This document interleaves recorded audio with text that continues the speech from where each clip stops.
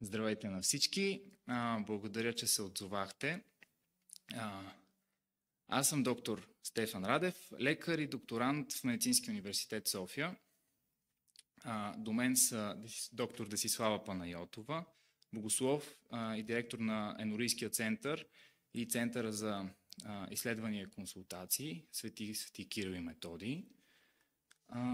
Цветелина Пенчева, педагог, родител, загрижен за децата в България. По-късно към нас ще се присъедини и доктор Филипа Каменова, доктор по клинична психология, психотерапевт в областта на когнитивно-поведенческата психотерапия. И освен това имаме и един празен стол, за който ще стане дума по-късно. Доктор Панайотова има богат опит с помощ към хора, имащи зависимости към секти. И искам да им благодаря за подкрепата, че са тук днес. Защо сме се събрали днес? След случилите се събития, към мен и моята история на човек, освободил се от хомосексуална зависимост, се насочи известно внимание. В резултат на това последните седмици получих стотици поздравителни коментари и лични съобщения от обикновени българи, на които още веднъж искам да благодаря за подкрепата, за любовта. И също така ми писаха обаче и още хора, които както като мен са се освободили от сексуална зависимост. Писаха ми и други хора да ме разпитват, както се казва, само да попитат за един приятел, нали? И обжето с въпроси за съвети за помощ, как да се освободят от сексуална зависимост, от зависимост към порнография и общо за съвети. Писаха ми също така и психолози и психиатри да ме поздравят и да ми кажат, че имат опит с такива състояния и са готови да помагат, ако взема някакви последващи инициативи, да помагат с експертизата си. На мен такова внимание не ми е като самоцел, просто не ми е необходимо. Аз не се чувствам напълно компетентен да давам съвети различни от неща, които са минали през различния ми опит на човек, освободил се от това. И след известни размишления реших да използвам тези получени 3 минути слава и внимание, да ги насоча към нещо извън мен, нещо, което е някаква по-добра цел, по-полезна цел от просто самия мене. И преди да кажа какви са плановете ни, за които сме се събрали днес, искам да дам думата на доктор Панайотова да се представи и да каже 2 думи и после на Деси. Доктор Радев, благодаря. За мен е чест да бъда тук, да се присъединя към инициативата Институт Свободно общество, инициирана от Стефан. Аз първо се присъединявам като българка, като гражданин, като майка, като човек, тъй като считам за особено важно в нашето съвремие да имаш коража и смелостта да заявиш нормалността като норма, принадлежността си към изконните човешки ценности като твоя идентичност, нещо, което доктор Радев прави, и считам, че по този начин бихме могли, когато се обединим, да съдействаме за това гласа на нормалността да започне да звучи все по-устойчиво и силно в нашето общество. Считам, че твърде много се засили тенденцията девиациите да се представят за нормалност, за ново нормално. Считам, че нихилизма и анархизма в нравствения път на човека става все по-модерен в кавички, което е плашещо, което е опасно за бъдещето на нашето общество. Считам също така, че прекалената непропорционална пропаганда на нетрадиционна сексуална ориентация като начин на живот е една устойчива заплаха за нацията ни и представлява форма на геноцид срещу семейството, децата, раждаемостта, демографския напредък на България и най-вече геноцид срещу душата и вечното спасение на човека. Тъй като човекът не е само тяло, той е и душа. Човекът е цялостно същество и съответно православната християнска антропология разглежда човешката личност като една хомогенна, единна същност между духовно и физическо. В този смисъл манипулацията върху човешкото съзнание, върху чистотата на човешкото сърце е смъртоносно въздействие върху въобще състоянието на човека, неговото поведение, неговата съдба, неговия житейски път и особено заплаха за неговото вечно спасение, което ни е скъпо купено и дарувано от пострадалия на кръста Господ Исус Христос. Сега преминавам вече към моето представяне и в качеството ми на експерт по богословие, по история на религиите, по работа с хора, пострадали от секти и считам, че можем да намерим полза в дейността на Институт Свободно общество в смисъл на консултиране на хора, които едновременно имат зависимости, свързани с сексуалната им ориентация, но и преплитащи се с религиозни зависимости, които много често вървят заедно. Какво имам предвид? Много пъти хора, занимаващи се с медитация, имат и хомосексуални залитания и припокриват своето чувство за елитарност, за специалност, с това да влизат в религиозни общности, които биха заплашили тяхното физическо и духовно здраве.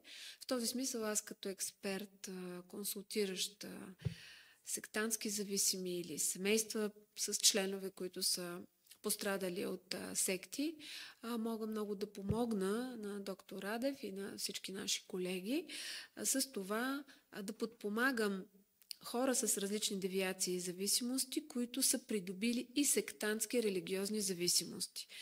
Надявам се да имаме успех и нашата дейност да бъде за това обществото ни да се излекува от най-главната болест, а тя е зависимостта от страстите и от греха.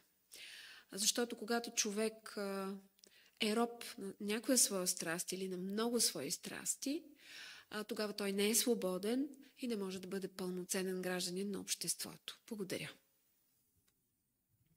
Благодаря ви, доктор Панайотова, за думите и за подкрепата.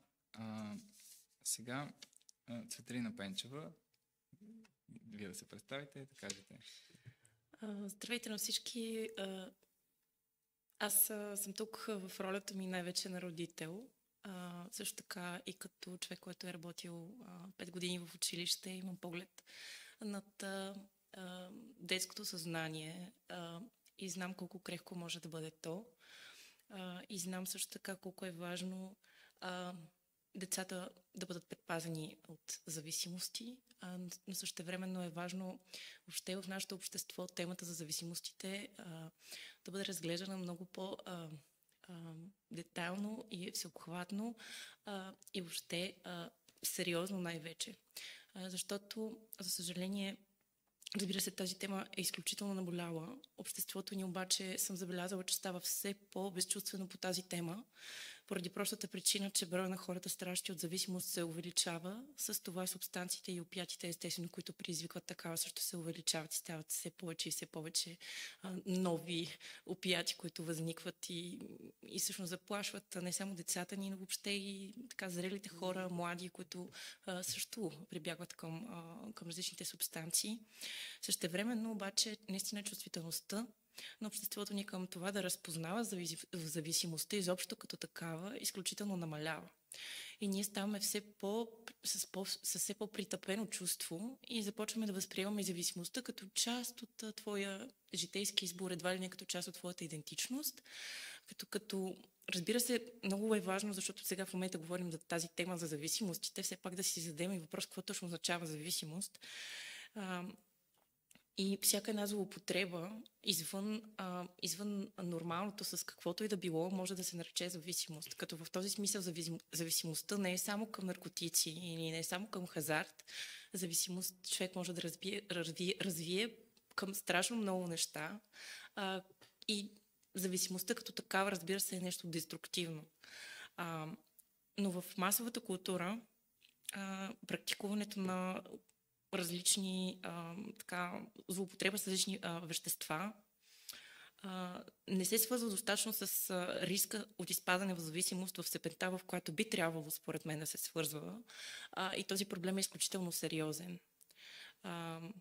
Злоупотребата на тинейджерите с различни психоактивни вещества е ясна и видима за всеки един човек, който има досег с деца и е бил в училище или вижда какво се случва около училищата в двора, така малко извън сградата. Разбира се, има хора, които намират заобиколни начини и пътища всичките тези субстанции и психоактивни вещества да стигат до нашите деца, до най-младите, и това е силно обезпокоително за мен като родител, също така като бивш учител. И аз смятам, че е много важно обществото ни да обърне внимание на всичките тези въпроси. Смятам за важно да се отчете и следния факт, че зависимостта може да бъде, както вече споменах, към страшно много неща. Може да се развие зависимост към религиозни култове, както каза доктор Панайотова. Може да се развива зависимост дори към видеоигри. Представете си, има деца, които по 14 часа не слизат от компютъра и които всъщност не могат да учат нормално, не могат да спят нормално, и всичко това се отразява изключително зле на психофизическото им развитие. Може също така да има зависимост към телефони, към социални мрежи, и Стефан също така спомена и за сексуалните зависимости, които човек може да придобие. Разбира се, ние не слагаме знак за равенство между сексуална ориентация и сексуална зависимост, но същевременно има много сериозна връзка, и много хора, които така имат нетрадиционна, така да се каже, сексуална ориентация, много често всъщност страдат и от сексуална зависимост. Така че всичките тези теми са изключително важни.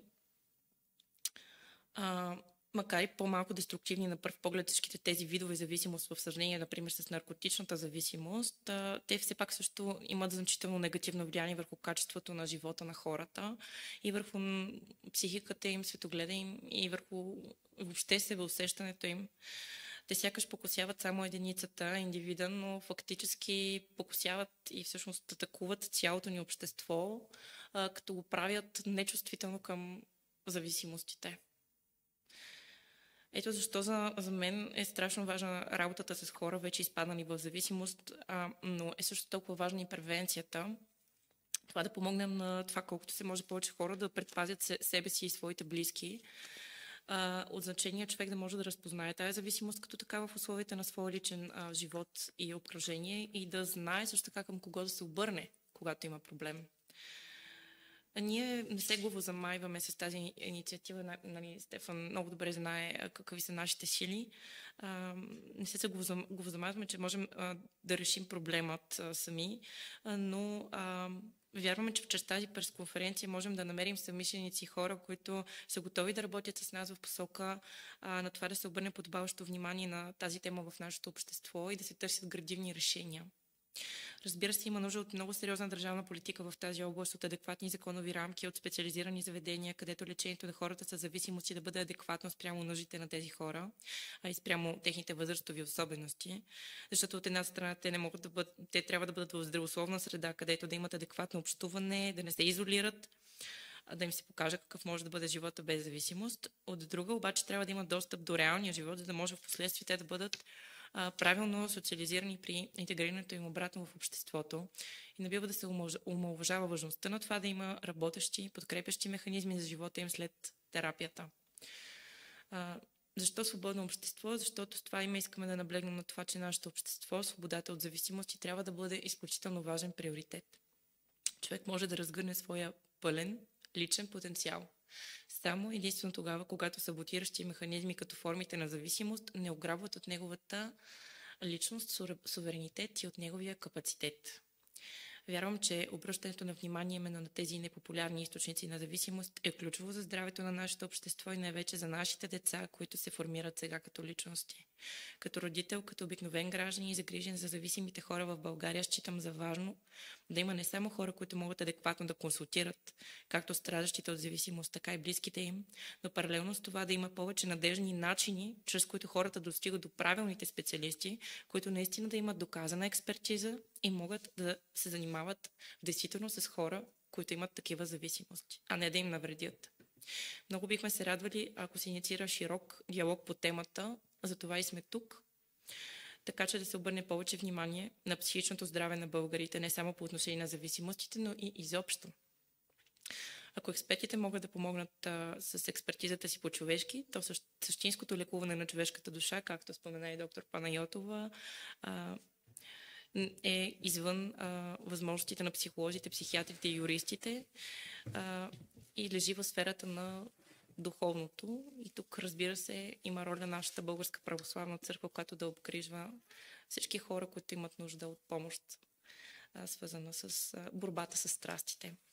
За един добър пример мога да посоча отец Арсений от съседна Сърбия, който успешно лекува зависимости, обгрижвайки духовно множество хора под своето любящо ръководство, и също за България един чудесен пример е отец Георги Водакиев, чрез чиято пастирска грижа са минали около 500 наркозависими в България.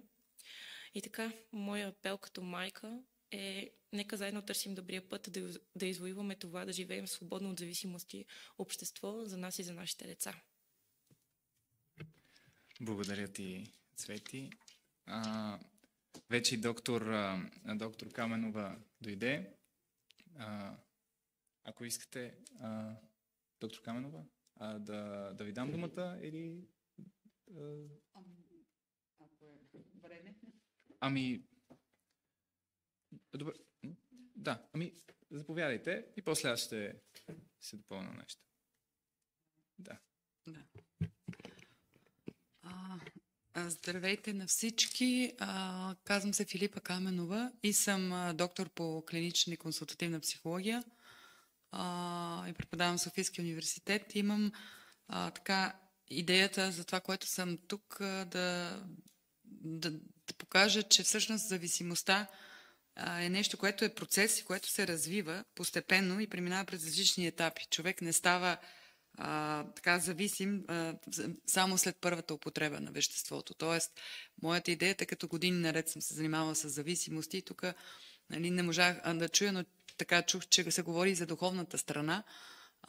Зависимостите са нещо, което мога да кажа, че дори е духовна болест и се лекува с интегративен подход. Тоест, духовно, емоционално, социално въздействие, защото това е изключително важно и защото проблема е изключително сериозен.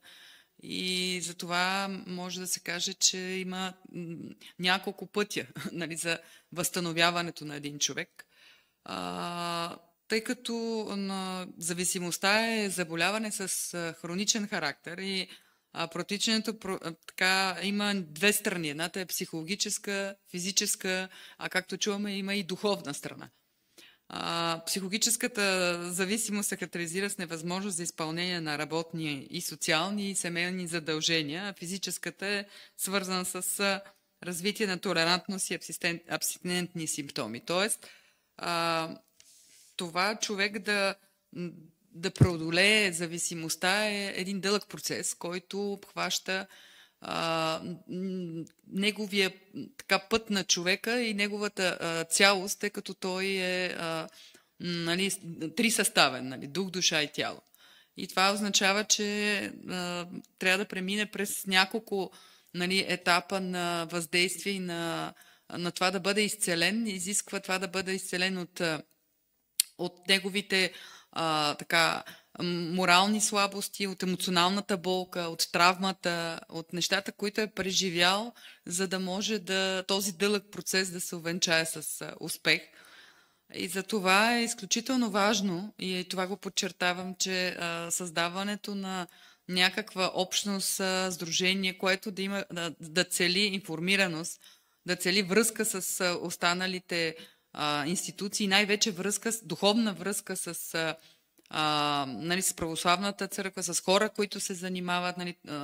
Аз лично познавам и отец Георги Фотакиев и сме работили заедно. Или въобще хора, които са ангажирани и в подкрепа и в духовен план, и съответно и психолози, които така имат отношение към вярата, към духовната страна, както и социални работници и хора, които така холистично, интегративно и цялостно да погледнат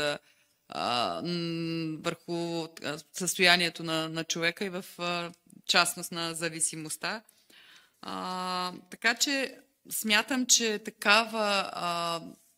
такава възможност човек хората да бъдат обединени, да бъдат информирани, да бъдат насочвани към подходящото място, да бъдат обгрижвани, е изключително съществено и важно, тъй като в България това е страда доста връзката между различните институции, връзката между различните състояния, т.е. места, където човек може да получи помощ, включително и в това да бъде подкрепен от някой духовник, от човек, който е близо до него, защото знаем, че в зависимостите изключително важно е средата.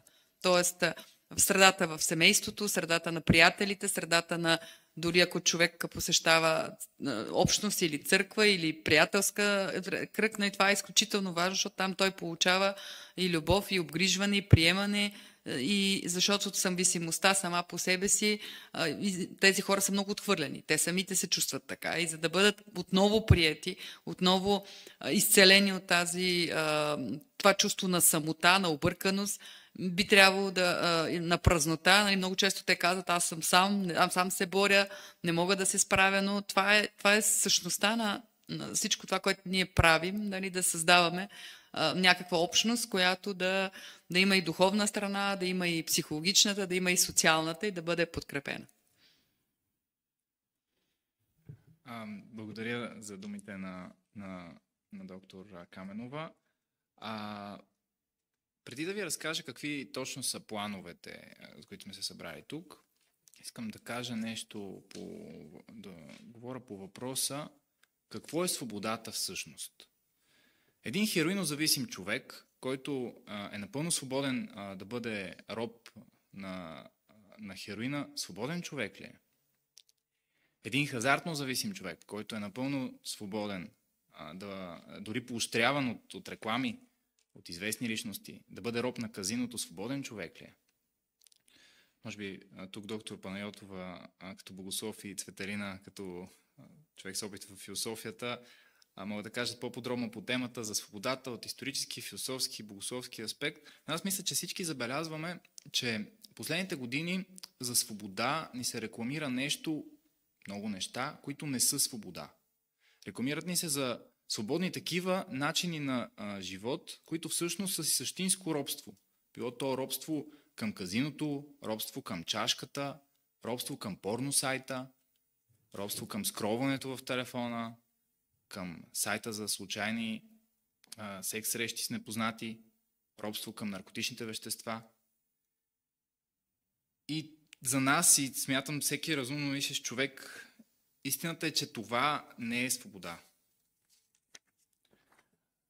Свободата да си роб не е свобода. Свобода не е да си зависим, да си роб, било то на някаква зависимост, хазартна, сексуална зависимост, към вещества, към смартфон, това не е свобода. Да живееш в общество, в което е изключително лесно да се продадеш в робство на някоя зависимост, без почти никакви бариери и парапети, които поне буферно да те забавят, ако дай Боже размислиш.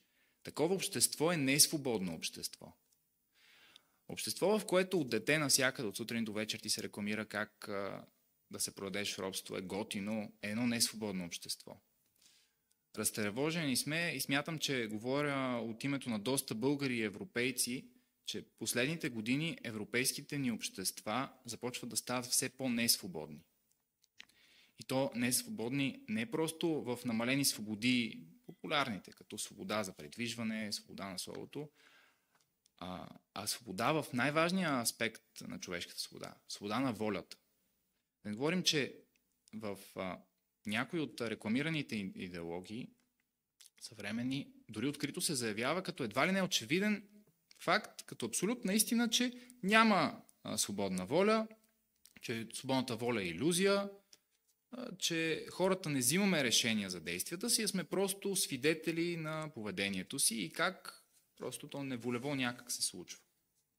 Има дори претенции за научност тези твърдения, как едва ли не науката била доказала, че няма свободна воля, че свободната воля била илюзия. Аз като човек с някакъв опит в науката, който съм чел тези изследвания, свързани с свободната воля, мога да ви кажа, че тезата, че науката отхвърлила свободната воля е пълна лъжа и глупост. Но се прокарва от някои идеолози като научен факт. Все по-успешно. Последните десетилетия все повече ни се набива един различен светоглед, в който парапетите пред различните известни от дълбока древност несвободи, които парапети, бариери, регулации, норми, миналото са действали като буфери към деца и към възрастни, все по-често започва да се случва да се премахват. Не само да се премахват, ами дори да се поощряват. Несвободите да се поощряват. Буквално започва да се рекламира, че робството, робския начин на живот, това човек да е роб на някаква безмислена зависимост, да е роб на някакво вещество, това почва да се рекламира като новата свобода. Която нова свобода, този робски начин на живот е по-готин, по-модерен и по-предпочитан от истинския свободен живот. Да си свободен, да се продадеш в робство се рекламира новата готина свобода. А това да искаш да се освободиш от робство, в което си имал нещастието да попаднеш, се обявява за бягство от свободата. Дори за бягство от себе си. И за неприемане на себе си, за омраза към себе си. И ако не обърнем тенденциите, не бих си изненадал, ако скоро сме изправени пред следната ситуация. Един зависим човек, ако иска да се освободи от дадена зависимост, да му бъде забранено. И дори да започне да бъде укоряван от радетелите на несвободния светоглед, че зависимостта всъщност е важна част от неговата идентичност. Може би дори най-важната част. И че всъщност той просто не приема себе си, той даже може би мрази себе си, той е интернализиран зависимофоб. И трябва да приеме, че зависимостта, която му трови живота, е просто част от него. Последните години виждаме огромния проблем с хазартната зависимост в България. А някои от корпоративните телевизии, като например Нова телевизия, са по-загрижени за рекламните си приходи и дори предприемат съдебни действия да им се разреши отново да рекламират хазарт и да поощряват хазартна зависимост в ефир. А иначе на почти никой не се дава глас да се изкаже против масовото рекламиране на несвободи. Да сте чули в сутрешните блокове да се говори нещо за несвободите, за може би милионите хора вече, които са проблеми с хазарт в България, да защити истинската свобода. Едва ли на рекламирането на несвобода, било то в ефир, било то по билборди, по улици, по пътища, в метрото, дори цели годишни събития, рекламиращи несвободен начин на живот, се представят като нещо нормално. Несвободата започва да се представя като новото нормално, а човешката свобода за някакви устарели, дори не западни, не европейски разбирания. Хората, които са свободни от хазарта, вероятно не им правят впечатление рекламите, които заливат от всякъде, но един човек, който се възстановява от хазартна зависимост, който, да кажем, точно е взел заплата и пътува с метрото до магазина да купи подарък за рожден ден на детето си, как ли се чувства, когато постоянно бива бомбардирано от рекламни изкушения по път? Си мисли за хората, които си изиграват парите за подарък за детето си на ротативки и после като свършат парите, теглят пари от фирмите за бърз кредит. И по някоя телевизия, и по никоя телевизия не се говори за тази епидемия. Говори се за катастрофите по пътищата, които статистически са еднакъв брой всяка година. Говори се за всякакви други неща, но не и за човешката свобода. А общество, в което огромна част от хората прекарват огромна част от времето си пристрастени за някоя несвобода, а дори някои се чувстват горди от зависимостта си и това, че си пропиляват живота безмислено, че тя им пропилява, че зависимостта им пропилява живота безмислено. Такова общество може да е отворено общество, може да е всякакво друго общество, но със сигурност такова общество не е свободно общество. А какво е свободата наистина? Свободен човек е този, който е свободен от принуда, който е свободен да се противопостави, който има достъп до помощ и до инструменти, които да му помогнат да остане свободен. Да цитирам покойният български журналист Любомир Милчев Денди, Бог да го прости, който в едно от редките случаи, в които се коментираше темата по телевизията, в национален ефир преди години беше казал, че свободният човек е свободен от различни форми на несвобода. И колкото повече свободни хора населяват едно общество, толкова по-свободно общество е то. Свободен човек е човек, който може да седне спокойно и концентрирано, да види с какво време и енергия разполага и свободно да реши каква е следващата полезна, добра, ползотворна активност, която да се заеме. А не да бъде принуждаван компулсивно да прави едно или друго нещо. Не да бъде роб, не да му се рекламира робство зад всеки ъгъл, а може би дори да му се рекламира помощ и подкрепа за освобождаване от робството на зависимостта, а не това да е нечувано и едва ли не тема табу. Разбира се, ако някой човек твърдо е решил и че иска да си продаде живота в робство, никой не може да го спре. Но вярваме, че за да може едно общество да се нарече свободно общество, то всеки човек, който е изпаднал в робство, трябва да има поне шанс да знае, да има достъп до помощ, да знае, че има и друг път, че може да му се помогне, ако той реши да се освободи и да стане отново свободен човек. Едно свободно общество не би подстрекавало и съветвало хора да правят това. В едно свободно общество, хората, които имат проблеми, лесно биха били окуражавани да търсят помощ и помощта би била лесно достъпна. Мога ли да ви допълня Да. само накратко? Точно тук искам да акцентирам, че нашето желание е да протегнем ръка първо към нуждаещите се от освобождаване от зависимости. Този институт, който ще се основе на конкретни принципи на работа и експертност, ще бъде най-първо място за среща и приемане на отхвърляни, на объркани, на хора в безпътица, хора, които нито желаят да отидат първо в клиниката по психотерапия, нито искат да отидат на психолог, нито искат да отидат при семейството си, нито искат да отидат в някаква друга среда, към която да помолят за помощ. Тоест, Институт Свободно общество цели лесен достъп за тези, които имат най-големи вътрешни спирачки, за това да споделят своите проблеми.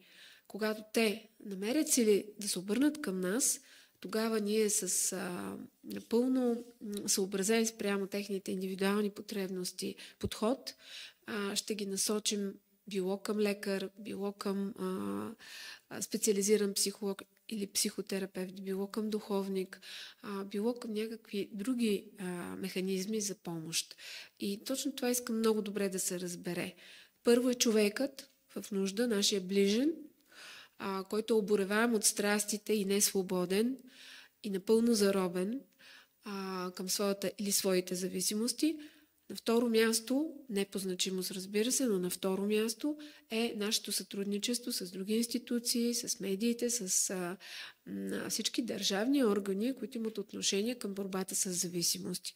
Така че нашата протегната ръка е към нуждаещите се, а в един свободен разговор, в една приятелска, спокойна атмосфера, те да знаят, че имат алтернатива. След което, разбира се, Институт Свободно общество ще инициира и много други начинания, чрез които дори, ако е възможно, да се стига до последователна промяна в българското законодателство, с оглед на това лечението на нашето общество да бъде едно съборно дело. Благодаря. Благодаря, доктор Панайотова. Да, това е всъщност в центъра на нашата идея за действие на този институт е да стои човека, който има проблеми с несвободата. Да. И също вече в последствие, нали, това, което че едно свободно общество не би рекламирало несвободата, едно свободно общество би рекламирало свободата. Сега вече по същество, доктор Панайотова каза каква е целта на тази пресконференция. Идеята е, представяме ви идеята да основем институт Свободно общество,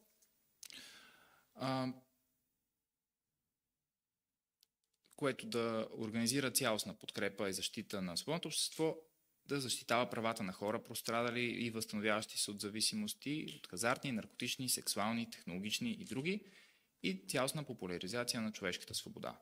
Основните цели на института по-конкретно ще са: първо, най-важно, медиатор между хора, които имат проблеми с зависимости, и да ги свържем, да им помогнем да се свържат с експерти, с институции, които имат експертиза да им помогнат. Преди да преминем към цел 2, да ви кажа за този стол, който трябваше днес да не е празен. Трябваше да дойде един друг колега психолог. Той обаче реши на този етап да не помага толкова публично. Няма да казвам името за сега. Ще кажа също, че той е също човек, пострадал от хомосексуална пропаганда. Слава Богу, се освободи от този начин на живот. Неговият стол е празен днес, защото когато той изразил мнение в социалните мрежи, в което културно, цивилизовано изразява подкрепа за закона за забрана на хомосексуалната пропаганда в училище, началникът му, който явно е LGBT активист, с различни административни хватки го е принудил да напусне работа. Като разбрах за тази случка, още повече се убедих от нуждата от точка 2, която сега ще ви представя, правна подкрепа на хора, жертви на дискриминация от LGBT лобито. Втора точка, медиатор за правна помощ за хора, пострадали от зависимости и при клевети, при дискриминация, при обратна дискриминация и цялостна защита на правата им. Трета точка, казахме, провеждане на публични информационни кампании за превенция на зависимости и в подкрепа на човешката свобода. Четвърта точка, пак кампании за популяризация на книги, на събития, на други ресурси, свързани с освобождаване от зависимост и увеличаване на човешката свобода. И използваме трибуната на БТА днес да призовем както експерти в съответните области в цяла България, които имат опит както в професионална помощ за хора с зависимости, така и опит в правото.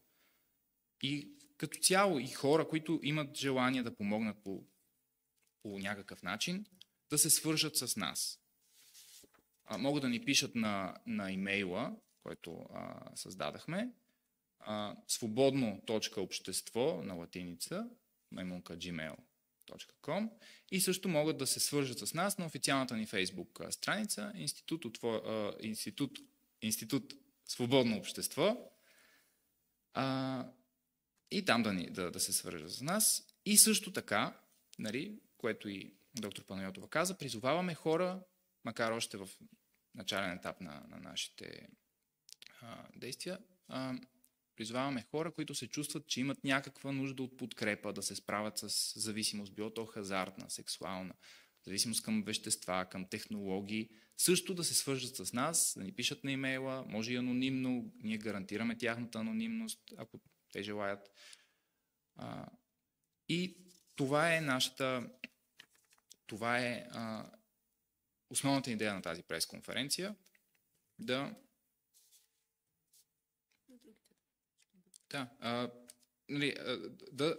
хора, които имат интерес да се свържат с нас, и хора, които чувстват, че имат нужда от помощ, да се свържат с нас. Някой от нещо искате ли да допълните? Плешките, ако желаете да Да, това е идеята на института, който да се създаде, да се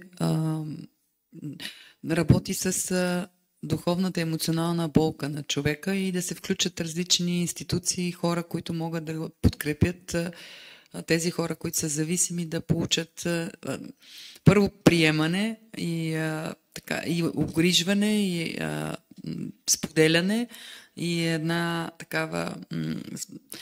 такова състояние, в което да получат разбиране и да знаят на къде да се насочат, защото обикновено те са много объркани, много се чудят на къде да поемат, какво да направят, за да се променят, и това е целта и на този институт, да насочва, да обгрижва, да помага и съответно да бъде пресечна точка между духовното, емоционалното и физическото, и справянето с зависимостта. Така че, отворените, това, което и доктор Радев каза за свободата, аз много си мисля, освен не свобода, зависимостта, тя е и продоляване на болка. Защото един човек, когато не е удовлетворен, той има някакви вътрешни борби, духовни, емоционални, социални, той не знае на къде да поеме и има нужда от...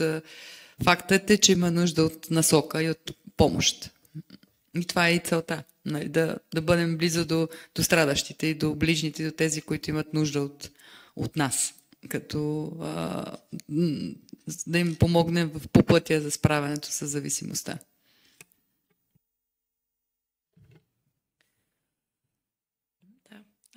И аз също да се включа последно с това да апелирам всеки един човек, който към момента ни слуша, гледа или просто по някакъв начин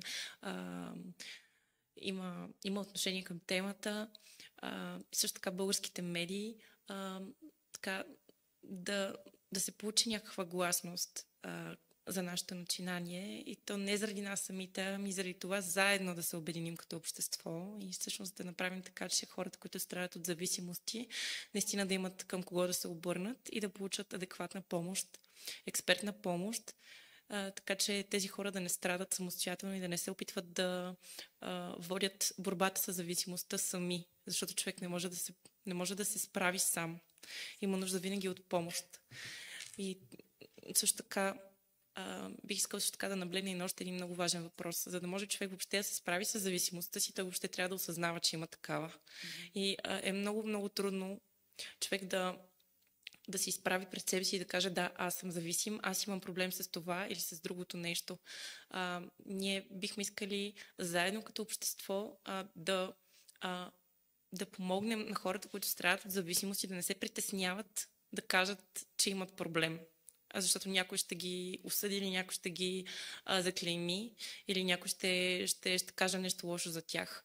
Няма нищо страшно, нищо срамно в това човек да изпадне в зависимост. Защото ние живеем в момента в едно общество, както вече стана ясно, в което това е нещо, което дори се промотира. Нормалността бива изместена от нещо съвсем различно, което се представя за нормално. Не е нормално човек да води нездравословен живот, свързан и изцяло потопен в зависимост. Доброто и полезното за нас е това наистина да бъдем свободни.